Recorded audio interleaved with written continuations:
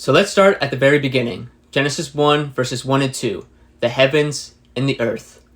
In the beginning, God created the heavens and the earth. The earth was without form and void, and darkness was over the face of the deep. And the Spirit of God was hovering over the face of the waters. Right here out of the gate, the Bible tells us that God created everything, from space to time to matter to energy, ex nihilo, out of nothing. Modern cosmology agrees. The universe had a definite beginning, the Big Bang approximately 13.8 billion years ago. And before that, nothing.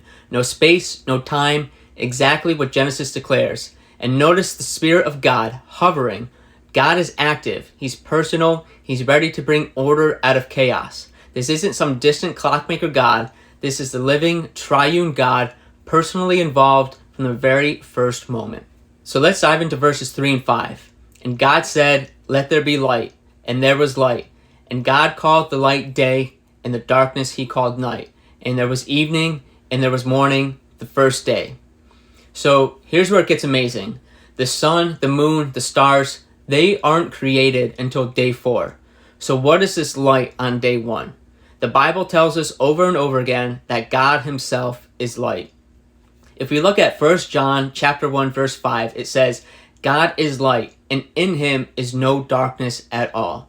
In Revelation chapter 21, the New Jerusalem has no need for sun or moon because the glory of God illuminates it all. On day 1, God is inserting His own radiant presence into His newly created cosmos.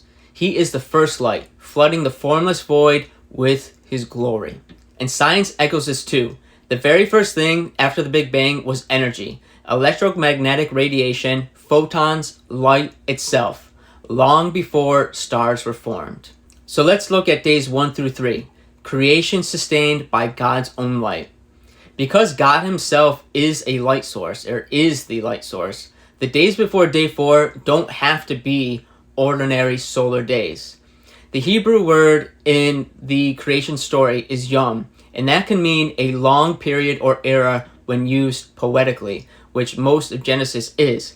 And here is giving us a human-friendly framework to understand God's timelessness, His orderly work. So on day 3, the plants and the vegetation all appear before the sun.